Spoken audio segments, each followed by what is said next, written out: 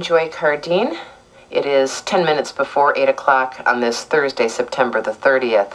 We are holding a candidate forum with the Republican candidate running for Congress in Wisconsin's 8th Congressional District, Reed Ribble. And before we go back to the phones, I want to get your reaction, Mr. Ribble, to an ad that your opponent is running. Steve Kagan is running an ad that accuses you of wanting to dismantle the Social Security program. I'm looking at a news story from the area that says that this is the ad that has changed the tone of the 8th Congressional District race. He uses your voice in it, saying somehow we have to establish a phase-out of the current Social Security system. Yes. I'm disappointed that the congressman decided to edit a video that's not even the entire sentence of that video, and then to try to mislead seniors on my position of Social Security.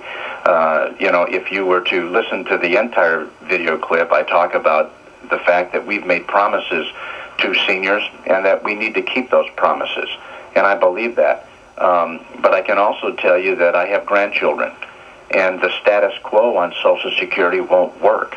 And rather than demagoguing it, which is often what happens in Washington, D.C., you know what? We need to. It's time that the American people have a grown-up, adult conversation about the whole issue of Social Security. I want to make sure that Social Security is there for our seniors, but I also want to make sure that it's there for my grandchildren. And I just have to believe, and I have enough faith in the American people in our process, that if we can put some grown-ups in a room and say, here's our objectives, we want to protect both our seniors and our grandchildren, that we probably can come up with the necessary modification to the program to ensure that that happens. And it may require some significant changes. I don't know exactly, and I'm certainly no expert on what all those changes can be, but I believe that smart, intelligent people with a common objective can get that work done. But I can tell you that I don't think the status quo is the solution either. And that's what my opponent's proposing, is just maintaining the status quo. But I'm also very disappointed that he decided to go into such a misleading ad. And those aren't my words. Media outlets all over the state have called it misleading, called it senior scare,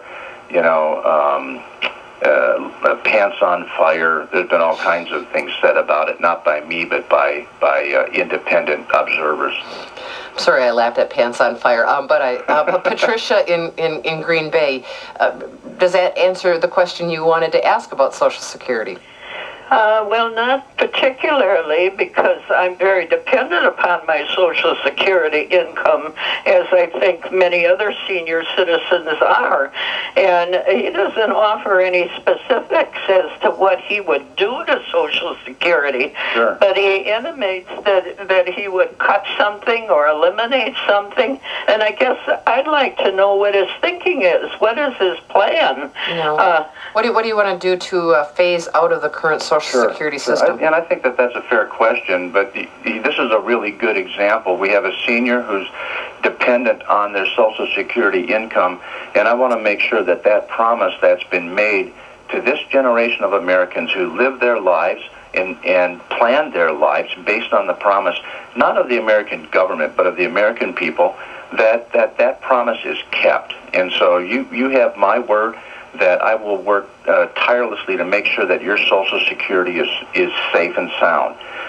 Going beyond that, then how do we, in a system that has an unfunded liability of $18 trillion today, protect my 4-year-old grandson as well?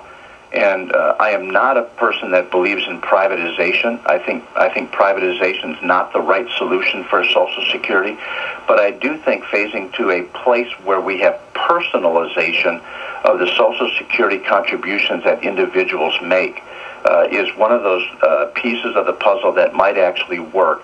But that means that when my grandson becomes working age and there's withheld from his paycheck whatever the tax rate is for Social Security, that money gets invested in the system in his name, so that money will be there in the system for him when he retires.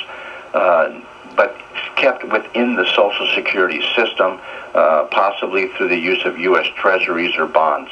And so, but that's kind of where my thinking is. Thank you, Patricia. Krista in Wapaka. Hi, you're on the air. Hi, I'm wondering whether you support Paul Ryan's Plan for America. Yeah, I'm sorry, I didn't hear the question. Paul Ryan's Plan for America. Yeah.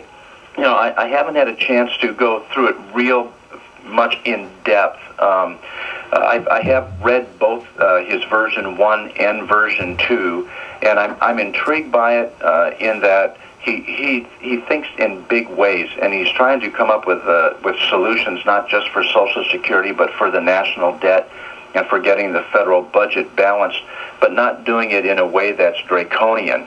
And I haven't had enough time to study that particular proposal in any depth right now, so I don't really have a statement on it other than to the effect that Paul's one of the few congressmen, I'm proud he's from Wisconsin, that have stepped forward with some plan.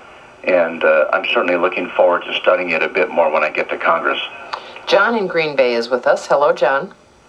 Good morning. I was wondering about your role in the National Roofing Contractors Association and whether or not it or you supported the recent tax incentive legislation for small businesses.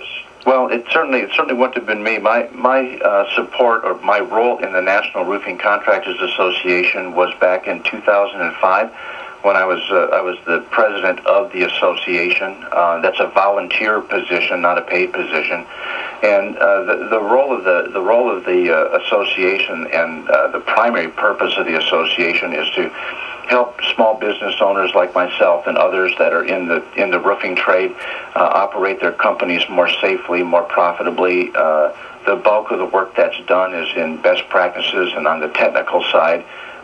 We've written hundreds of technical documents to help our members install roofs and protect consumers, and so that was pretty much what my role was. I have served on various technical committees throughout my career within the association, and I'm pretty proud of that work. And so I think from about maybe the late 1980s until 2006, I was very active in the association, but haven't been active in the association since that time.